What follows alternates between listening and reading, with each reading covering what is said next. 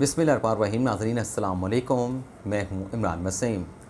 नाज़रीन, chairman PTI Imran Khan ने आज सरगोदा जलसे से खिताब करते हुए एक बड़ी धमकी दी है और उस धमकी का इजहार साबिक़ वज़ीर आज़म इमरान ख़ान की जानिब से कुछ इस तरीके से किया गया जिसमें उनका ये कहना था कि मुझे दीवार से लगाया जा रहा है, मुझे दीवार से लगाने की कोशिश की जा रही है।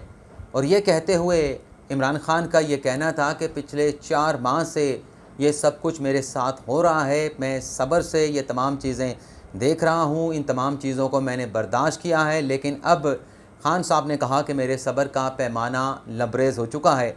मेरे ख़िलाफ़ ये साजिश, ये खेल ख़त्म ना किया गया तो मेरे ख़िलाफ़ जो साजिशी किरदार हैं उनकी शक्लें मैं पाकिस्तान के अवाम के सामने लेके आऊँगा। ये जो नाज़रीन चेयरमैन पीटीआई इमरान ख़ान ने सरगोदा जलसे से खिताब किया है, ख़ान साहब की आज की तकरीर के, आज के खिताब के 8 अहम पॉइंट्स पर इस व्लॉग में आप नाज़रीन के साथ गुफ्तगू करेंगे। तो पहले पॉइंट से प्रोग्राम का बाकायदा आगाज़ करते हैं। नाज़रीन, दौरान खिताब चेयरमैन पीटीआई इमरान ख़ान का ये कहना था कि 17 जुलाई को पंजाब में जो 20 नशिस्तों पर ज़िमनी इलेक्शन हुआ और इस इलेक्शन में जो हुक्मरान इत्तेहाद को नाकामी का, शिकस्त का सामना करना पड़ा, इसके बाद इन लोगों ने मुझे टेक्निकल नॉकआउट करने का प्लान बनाया है। और ख़ान साहब ने अपनी तकरीर में ये कहा, जो नुक्ता मैं आपके साथ शेयर करने जा रहा हूँ, कि मैंने एक वीडियो रिकॉर्ड करवा दी है। उस वीडियो में मेरे ख़िलाफ़ जो 4 साजिशी किरदार हैं उनके मैंने नाम बता दिए हैं। और ख़ान साहब ने कहा कि मेरे साथ अगर कुछ ऐसा वैसा होता है तो कौम उन 4 लोगों के जो नाम हैं, जो 4 लोग हैं, उनको माफ़ नहीं करेगी। अब नाज़रीन, यहाँ पे सवाल ये पैदा होता है कि ख़ान साहब को अगर 4 नामालूम अफराद से किसी किस्म का कोई ख़तरा है जिनके नाम ख़ान साहब ने नहीं बताए, लेकिन ख़ान साहब ये कह रहे हैं, ये एतराफ़ कर रहे हैं कि मुझे उनके नाम मालूम हैं, मैंने जो वीडियो रिकॉर्ड करवाई है उसमें उन 4 जो किरदार हैं, जो शख्सियात हैं, उनका नाम बता दिया है, तो बजाय इसके कि कल को कोई ऐसा कोई हादसा पेश आए जिसके बाद आपके चाहने वालों को, आपके वोटर्स को, आपके सपोर्टर को अफसोस करना पड़े, तो आज वक्त है आप आज ही उन लोगों के नाम बताएं, क्योंकि कानून मौजूद है, अदालतें मौजूद हैं। अगर कोई ऐसे 4 किरदार हैं, ऐसी 4 शख्सियात हैं जो आपके ख़िलाफ़ साजिश कर रहे हैं, तो आज आप उनका नाम क्यों नहीं बता रहे? बजाय इसके जिस ख़दशे का आप इजहार कर रहे हैं कि मेरे साथ अगर कुछ ऐसा वैसा होता है तो कौम उन 4 लोगों को माफ़ नहीं करेगी, तो आप जाने की बातें क्यों कर रहे हैं? अल्लाह ताला आपको लंबी ज़िंदगी अता फ़रमाए। आप पॉपुलर लीडर हैं, आपका एक वोट बैंक है, तो आपको चाहिए कि डरना किस बात का? अगर कोई ऐसे लोग हैं, आप समझते हैं कि आपके ख़िलाफ़ साजिश की जा रही है, तो आप उनके नाम बताएं। सुप्रीम कोर्ट में पटिशन दायर करें, आप इस्लामाबाद हाई कोर्ट में पटिशन दायर करें। हालिया माजी करीब में आपने जितनी भी दरख्वास्तें इस्लामाबाद हाई कोर्ट में दायर की हैं, आपको इस्लामाबाद हाई कोर्ट से 99% रिलीफ मिला है। अब तो जैसा कि आपके सोशल मीडिया के एक्टिविस्ट कह रहे हैं, आपके सोशल मीडिया के फॉलोअर चीफ जस्टिस अतम मिनल की वापसी पर खुशी का इजहार कर रहे हैं, तो आप इस्लामाबाद हाई कोर्ट में चले जाएं। आपको जौन सी अदालत आपको अच्छी लगती है वहाँ पे चले जाएं। इस्लामाबाद हाई कोर्ट नहीं जाना चाहते, सुप्रीम कोर्ट में चले जाएं। जैसे इजाज़ुल एहसन को, चीफ जस्टिस अमृता बंदयाल को, या किसी भी सुप्रीम कोर्ट के जज को आप लेटर भिजवा दें। 12 जजेस हैं सुप्रीम कोर्ट के, उन्हें लेटर भिजवाएं और बताएं कि मेरे खिलाफ़ ये 4 जो लोग हैं मुझे रास्ते से हटाने की साजिश कर रहे हैं, इनके खिलाफ़ सो मोटो एक्शन लिया जाए। तो बेहतर ये रहेगा कि आप जिन 4 लोगों पे आप खदशे का इजहार कर रहे हैं, तो आज ही अपनी ज़िंदगी में, जैसा कि मैंने पहले कहा कि अल्लाह ताला आपको लंबी ज़िंदगी दे, आपको सेहत दे, आप उनका नाम बताएं, उन लोगों के नाम जो आपके खिलाफ़ साजिश कर रहे हैं। क्यों आप अपने वोटर से, आपसे सपोर्टर से, अपने चाहने वालों से उनके नाम छुपा रहे हैं? तो बेहतर ये रहेगा ख़ान साहब उनके नाम बताएं। दूसरा पॉइंट नाज़रीन ख़ान साहब की तकरीर का ये है कि ख़ान साहब ने कहा कि chief election commissioner Sikandar Sultan Raja मुझे फॉरेन फंडिंग केस में डिस्क्वालीफाई यानी नाअहल करना चाहते हैं। अब ये फैक्चुअली इनकरेक्ट बात है। इलेक्शन कमीशन में कोई ऐसा केस नहीं जो पीटीआई की फॉरेन फंडिंग का हो।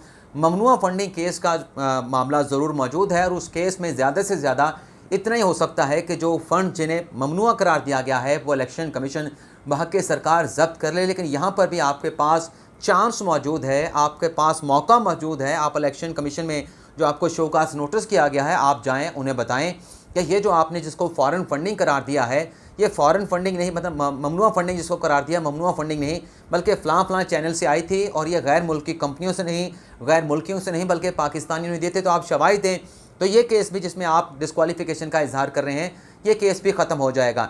दूसरा नुक्ता खान साहब की तकरीर का ये था कि मुझे हटाने के लिए इन्होंने तोशा खाना का केस बनाया, और ख़ान साहब ने कहा कि तोशा खाना का क्या केस है, बल्कि मैं तो ये कहूँगा, बल्कि ख़ान साहब ने कहा कि मैं ये चाहता हूँ कि जितने भी सियासी रहनुमा हैं, जरदारी हैं, शरीफ हैं, इन सब के तोशा खाने के केसेस खोले जाएँ। तो फैक्चुअल पोजीशन नाज़रीन ये है कि ख़ान साहब ने जो तोशा खाने से तहाइफ हासिल किए या उससे जो आमदन हासिल की थी, उसके ऊपर भी ख़ान साहब की डिस्क्वालिफिकेशन नहीं हो सकती कि आपने ये तोहफ़ा लेके मार्केट में क्यों बेच दिया, आपने ये तोहफ़ा क्यों हासिल किया, इतनी इसके आपने इतनी अमाउंट जमा करानी थी, आपने कम अमाउंट जमा कराई। इस मामले पे भी ख़ान साहब की डिस्क्वालिफिकेशन नहीं हो सकती। और जहाँ तक ख़ान साहब ने यह कहा कि शरीफ ख़ानदान और ज़रदारी ख़ानदानों का भी तोशा खाना के तहाइफ के हवाले से एहतसाब होना चाहिए, तो उनके ख़िलाफ़ ऑलरेडी नैब की जानिब से एहतसाब अदालत में तोशा खाना का रेफरेंस दायर किया जा चुका है, जिसकी समाअत भी चल रही है। और आपको मालूम है कि उस तोशा खाना रेफरेंस में नवाज शरीफ, आसिफ अली ज़रदारी और यूसुफ रज़ा गिलानी का नाम है। आपके ख़िलाफ़ तो ऐसा कोई रेफरेंस बना नहीं। अलबत्ता ये ज़रूर है कि आपने जो तहाइफ हासिल किए, यानी जो आप कहते हैं कि मुझे टेक्निकल नॉकआउट करना चाहते हैं, वो तहाइफ हासिल करने के बाद जो आमदन आपने हासिल की थी, जो तोहफ़ों को बेचने के बाद आपको पैसा मिला, एक तो आपने उस पर टैक्स अदा नहीं किया, इस पर भी आप पर लाइबिलिटी बनती है, लेकिन डिस्क्वालिफिकेशन नहीं बनती।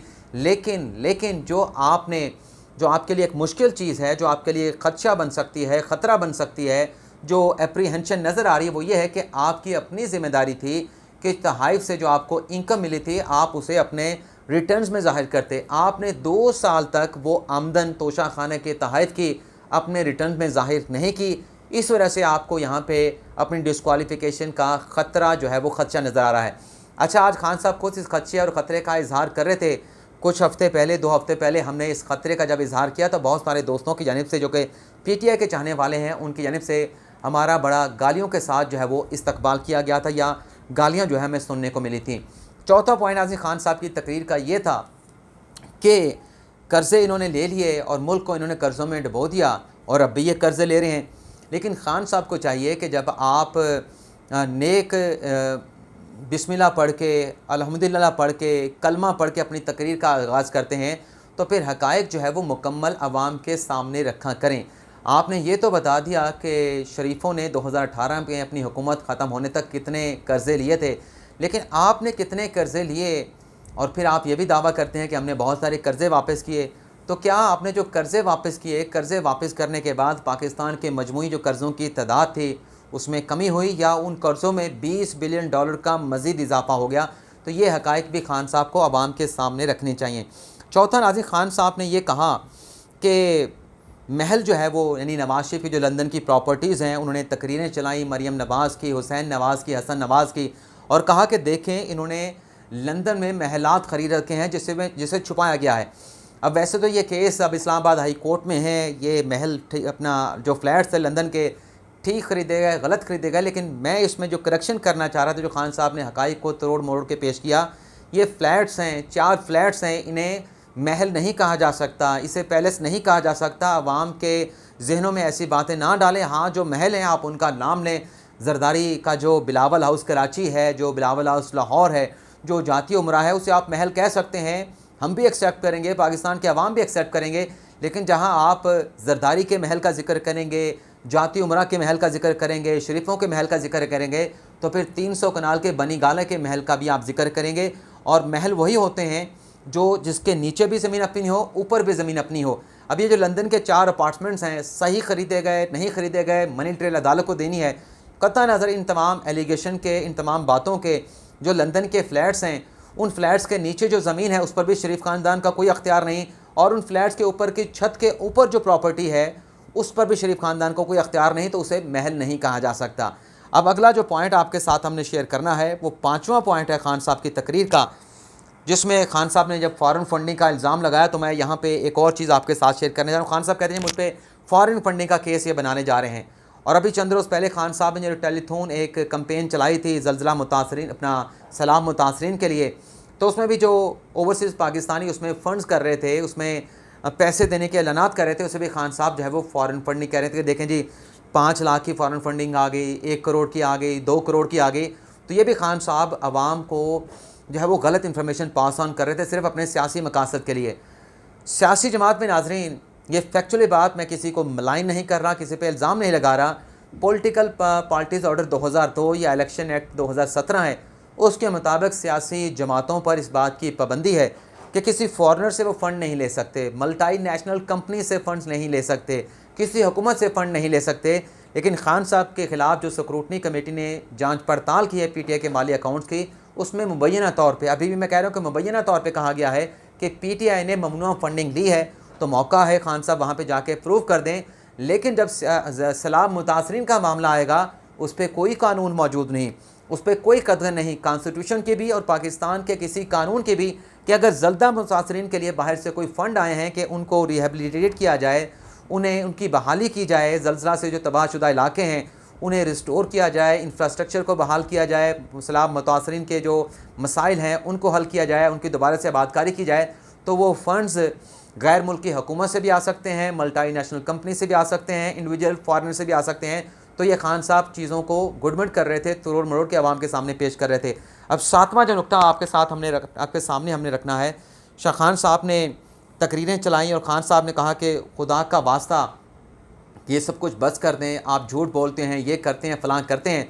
लेकिन खान साहब से ये कहना था कि शहबाज शरीफ की जो तकरीब आप बार बार अपने जलसों में चलाते हैं कि वो मांगने के लिए जाते हैं, और खान साहब नवाज शरीफ कहते हैं, शहबाज शरीफ कहते हैं कि मांगने के लिए नहीं आया, मजबूरी है।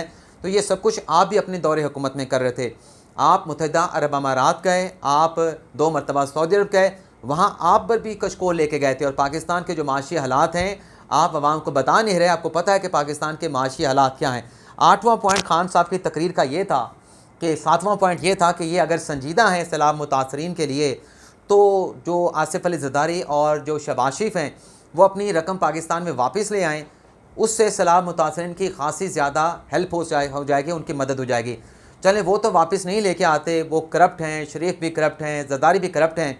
खान साहब, आप एक सवाल का, नन्हे से सवाल का जवाब दें कि आपने जो टेलीथॉन सैलाब मुतासरीन के लिए की, आपने एक पैसा भी उस टेलीथॉन की कैंपेन के दौरान अपनी जेब से कहा कि मैं ये 1 रुपया है, ये 10 रुपये हैं जो मैं अपनी जेब से सैलाब मुतासरीन के लिए फ़ंड में शामिल कर रहा हूँ? आपने तो 1 रुपया भी नहीं दिया, और दूसरों को आप क्या गिले कर रहे हैं, क्या शिकवे कर रहे हैं। और फिर खान साहब ने कहा कि इस 8वां जो पॉइंट है, खान साहब ने कहा कि हल एक ही है कि मुल्क में नए इंतखाबात करवा दिए जाएँ। अगर नाज़रीन मुल्क में नए इंतखाबात करवा दिए जाएँ तो फिर सब कुछ ठीक हो जाएगा, खान साहब के गिले शिकवे भी ख़त्म हो जाएंगे, इलेक्शन हो जाए, बस खान साहब का यही एक मुतालबा है। तो आपसे इजाज़त चाहेंगे। अल्लाह ताला हम सब का हामी नासिर, अपनी दुआओं में याद रखिएगा। अल्लाह हाफ़िज़।